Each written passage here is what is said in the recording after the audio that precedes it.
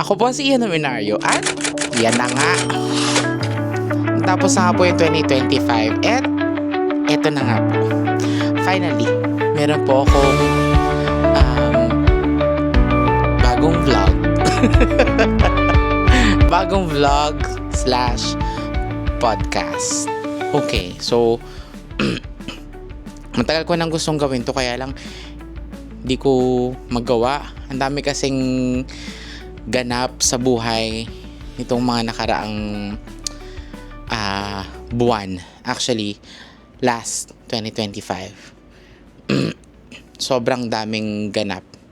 As in, literal at understatement yun, talagang sinasabing definition or description like a roller coaster. Kasi feeling ko yung buhay ko para siya naging isang malaking theme park. Para sa 2025 lang naman. Theme park in a way na maraming masaya, pero shit, nakakapagod. At meron ding iba na parts na nakakatakot. Meron ding iba na nakaka-shock, ganun. As in, full spectrum of emotions, ganun. Anyway, ang ayan na. Isa na yan. Naubo-ubo na. Anyway, ang pinakang purpose lang naman itong vlog na to at video na ito and podcast na ito ay babalik tanaw sa lahat ng mga nangyari sa buhay ko this past months. This past year, 2025. Sabi nung mga feng shui expert, yung year of the snake, which is 2025, is a year of shedding. Talaga namang nagbagong anyo tayo, as in sinubukan tayo ng panahon, ganyan, para ma-reborn ulit. At feeling ko ganun yung nangyari sa akin. Ang daming ganung instances na nangyari sa akin. Una-una, sa trabaho, sa relationships, sa mga friends, pati na rin sa pamilya. Okay, so simulan natin yung mga pagpapasalamat natin sa mga nangyari sa atin nung nakaraang taon. Una-una na sa trabaho. Last year, full-fledged na akong talagang na-immerse sa entertainment. So, yeah, for quick backgrounder, I've been working for media for the last 8 years na rin. And big chunk of that life, nagtrabaho ako sa news. And I've been a producer for 7 years din. Kasama na dun yung stint ko sa GMA and then sa TV5. And then last year, I was given a privilege to head write and become part of one of the most iconic TV shows dito sa Pilipinas, actually in Asia, which is Singaling. Yeah, original. Kantawanan. Yan. Program ng bansa. Ayan, di ba? And grabe. Masayang-masaya yung show. Sobrang saya nung show. Masaya yung feeling na nakakagawa kami ng output na alam namin na nakakapagpasaya sa mga nakakapanood. Kasi mismong kami, nung ginagawa namin yung show, masaya kami eh. Although, aaminin ko, hindi siya madali at sobrang hirap niya. Siguro sa akin, para sa iba siguro madali, pero nahirapan ako. But with all of the great people na nakasama ko, awa ng Diyos, ayan, nailaban naman po namin. special shout out to my MQuest family. Sobrang thankful for the opportunity na every time that I was able to work with them, nabibigyan nila ako ng ng mga pieces of advice at saka mga bagong learnings sa pagpapatuloy ko dito sa industry na pinagtatrabahuhan ko. And yes, grabe pala siya. And grabe in all of different emotions kung paano siya i-express. Grabe.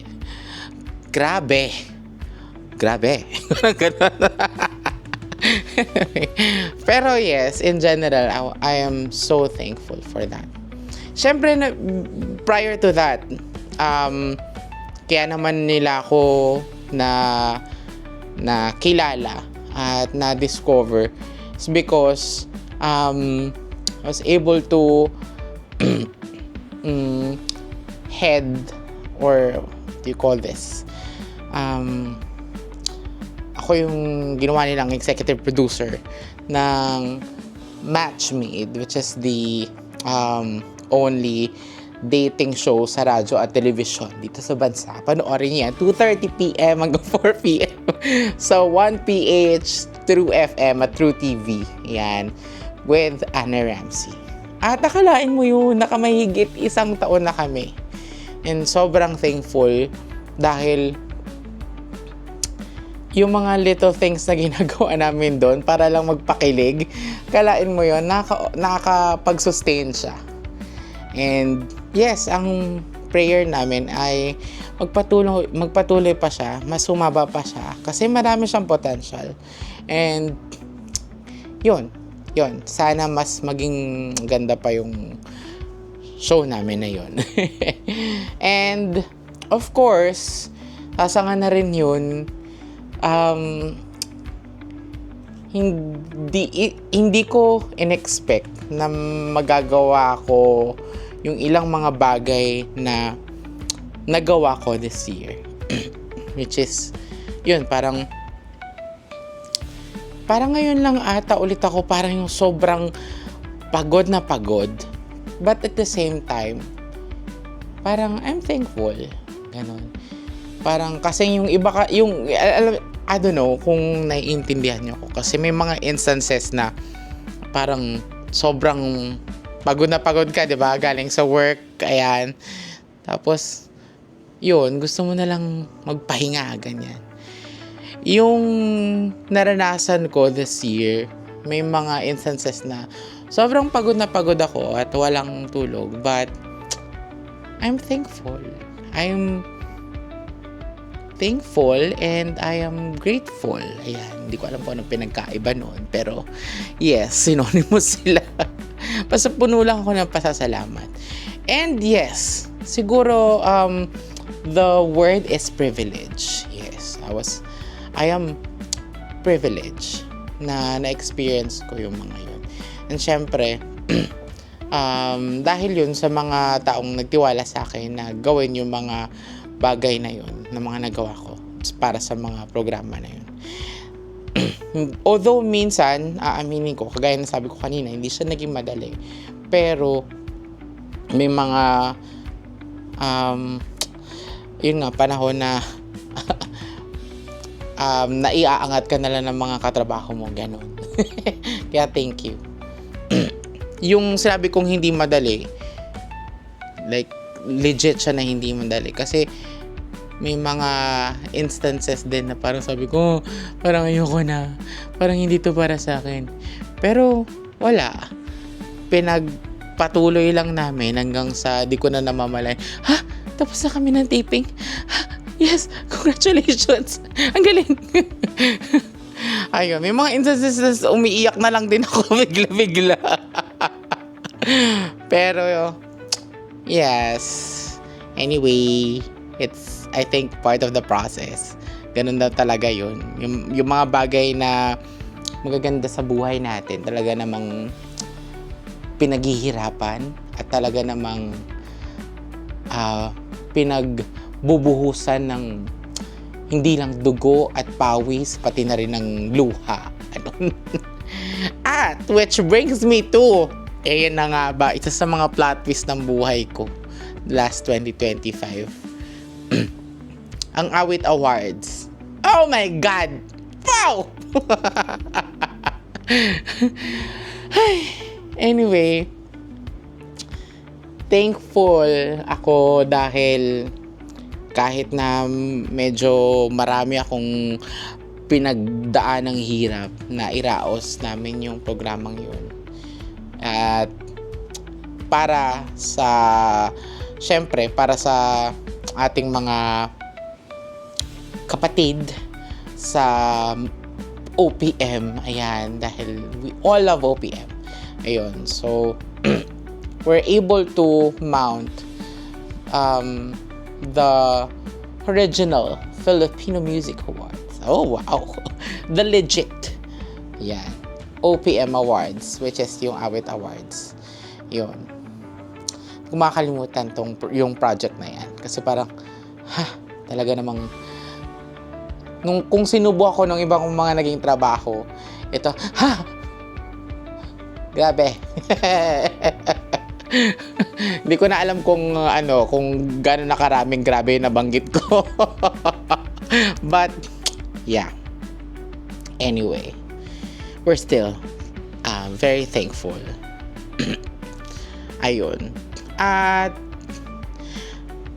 bukod doon sa mga trabaho ko na yon, I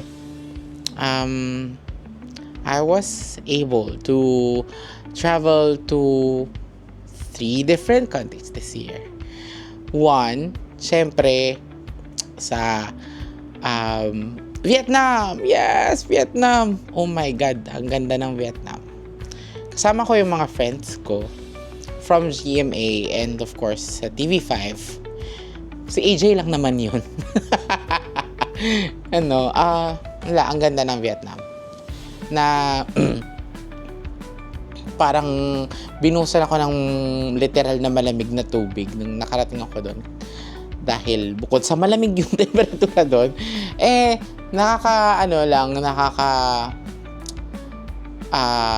totoo pala yung sinasabi nila na kapag pumupunta ka sa ibang bansa, marirealize mo kung gaano napag-iiwanan yung Pilipinas. Ganon. So, pagdating ko doon, ang ganda ng Vietnam. Mayroon silang respect sa kanilang culture. Makikita mo yun sa kahit saan ka tumingin. But at the same time, they were able to uplift their tourism to really empower their people. Tapos, to still get into what they call modernization. Yung ganon. Daming chika, di ba? Pero, yes, yun nga yun. Nakakatuwa. Yun. Pero, masaya naging yung naging travel namin doon kahit na may mga times na nagtatrabaho pa rin ako kahit nandun ako. Bakasyon kasi talaga yun eh. Anyway, next is work talaga, work related sa Hong Kong. Ayan, sinama ako ng MQuest family ko doon and I'm super thankful. Kahit na challenge din kasi ako lang yung isang writer doon. Nakakatuwa lang na naging part ako noon nung project na yun because that's parang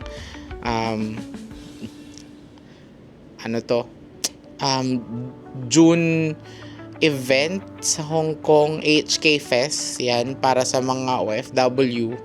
So, nakita ko yung mga kababayan natin doon, mga kababayan namin na sobrang saya nila na makakita ng mga artista, na mapasaya sila kahit ilang saglit lang. Ayun.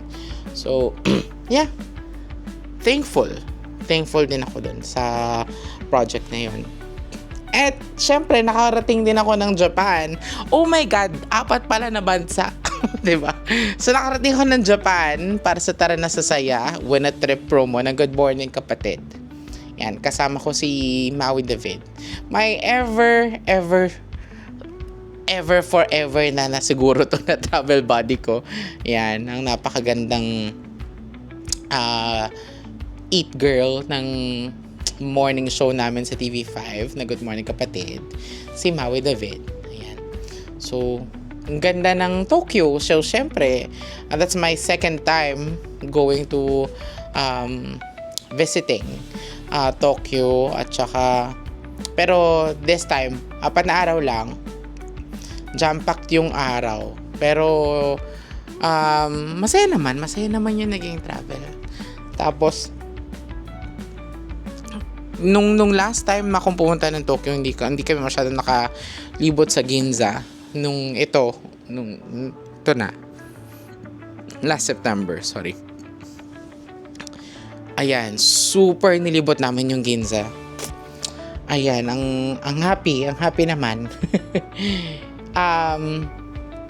Also, nakapunta rin ako ng Korea. Oh my God, ang ganda ng Korea. Grabe. O yan na naman, isa na namang word ng grabe. Ang ganda-ganda ng Korea. Parang, kung nai-inlove kayo sa K-drama, parang ganun yung feels. Ang ganda ng Korea. Ang ganda ng lahat. Kahit saan ka pumwesto, parang pwede ka magpa-picture at pwede mo nang i-upload for Instagram post. Ganon siya. Instagrammable everywhere. Ganun. Anyway, tapos ang catch pa is, we went there December. Ang ganda kasi first snow of winter. Tapos sabi nila, nito ko lang nalaman na parang dapat pala kapag na-encounter mo yung first snow of winter, dapat ay magko-confess ka sa kung sino yung crush mo. para materialize. Ganon. Pero hindi ko nagawa kasi hindi ko naman alam nung mga panahon na yun. Ayun, ang saya lang. Okay. So, syempre, tuloy-tuloy pa rin naman yung work namin sa Good Morning Kapatid, which is my morning show sa TV5. That's my baby. Yan. So, madaming challenges kasi siguro ganun talaga kapag tumatagal na yung samahan ninyo sa grupo, sa team. May mga instances na talagang hindi kayo magkakaunawaan, magkakaaway-away. Ang dami kong ganong experience this year. Na parang feeling ko, wait lang. Bakit kami nag-aaway? Hindi ko na alam. Ako ba may kasalanan o sila? Mga ganon. Yun. So siguro kasalanan ko. Ako talaga to eh. Anyway, all for the love. Yun naman ang lagi naming mantra. All for the love, all for the show. Ganyan.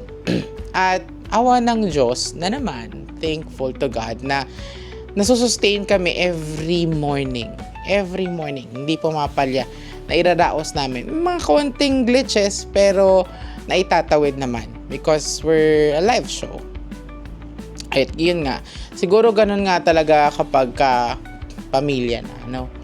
Pag pamilya ka na, as in, hindi talaga may iwasan yung mga ganon. But at the end of the day, ang pinakamahalaga ay pinipili nyo pa rin makasama yung isa't isa.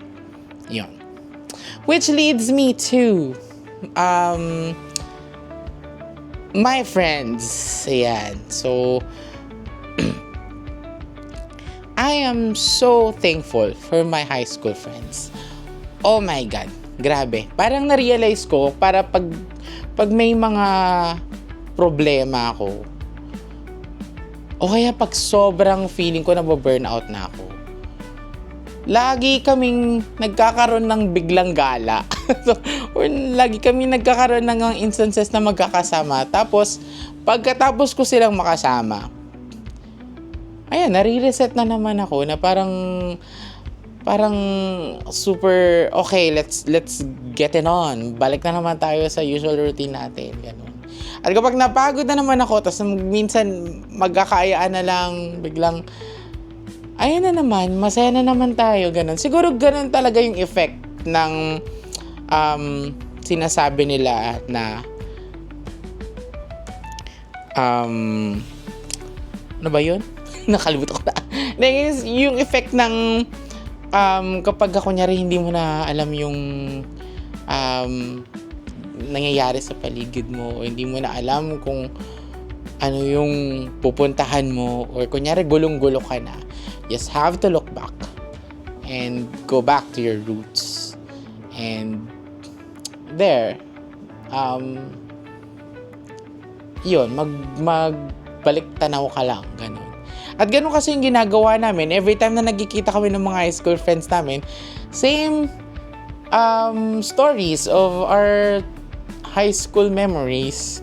Pero, for some reason, parang pag nagkakausap kami about those things, kahit na paulit-ulit, para siyang fresh pa rin kapag nakwento.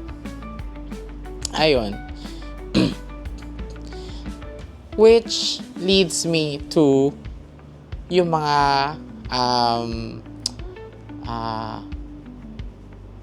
mga instances naman na medyo hindi ganun kaganda. So last year, parang ang daming namamatay, di ba? Daming namamatay. At syempre hindi nakaligtas yung family namin doon. So last year, we lost my uncle and my auntie, my Papa Ulo and Mama San. Mga kapatid yun ng tatay ko. At yun, instant reunion ng mga pamilya. Pero nakakalungkot lang na doon kami pa nagkikita-kita, 'di ba? Na hindi kami ganun talaga close. I don't know. Pero ewan ko para tuloy akong biglang nalungkot. Kasi anyway, siguro ganoon talaga rin kapag yung pamilya ay dumaan din sa sobrang daming pagsubok na parang may mga instances na lang na hindi nyo nakilala yung isa't isa. Ganon. Yun. So, tsaka aside from that, parang na-realize ko din na shucks, hindi na pala kami bumabata. Ganon. Hindi na kami bumabata. Ang dami na naming kailangang isipin. And aside from that is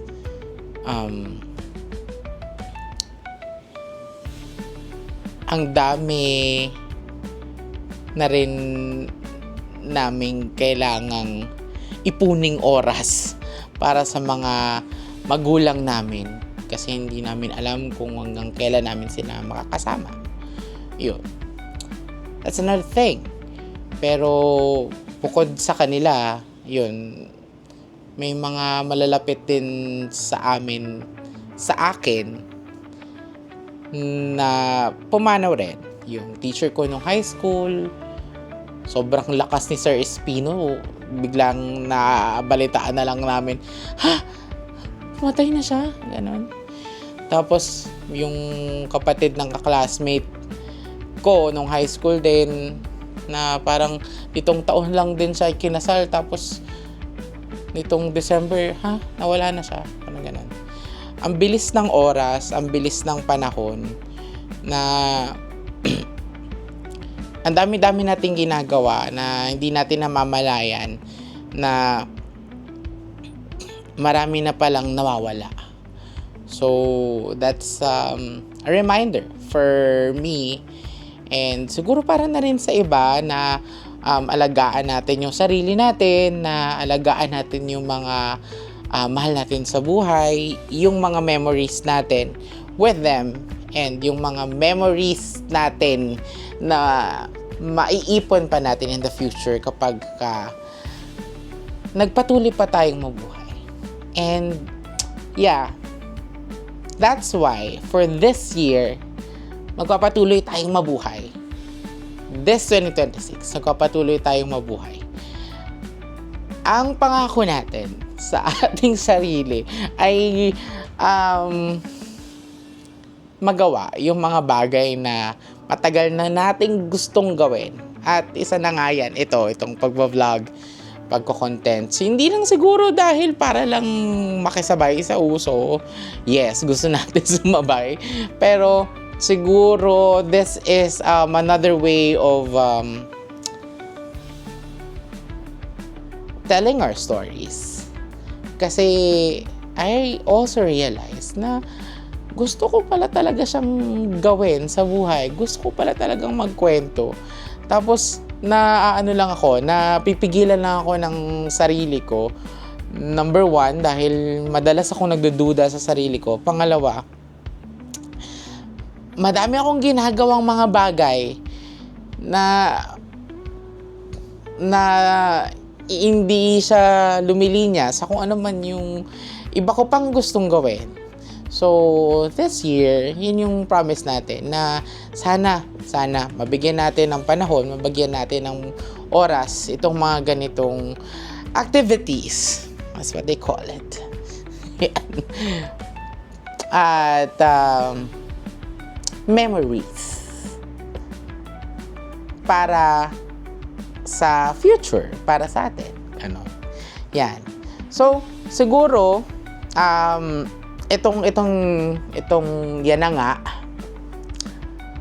para sa sarili natin to na pagkikwento. Pero, abangan ninyo, sana, mag-materialize yung iba pa naming pinaplano mga projects ng mga friends ko. So, sana magawa natin yung mga yon.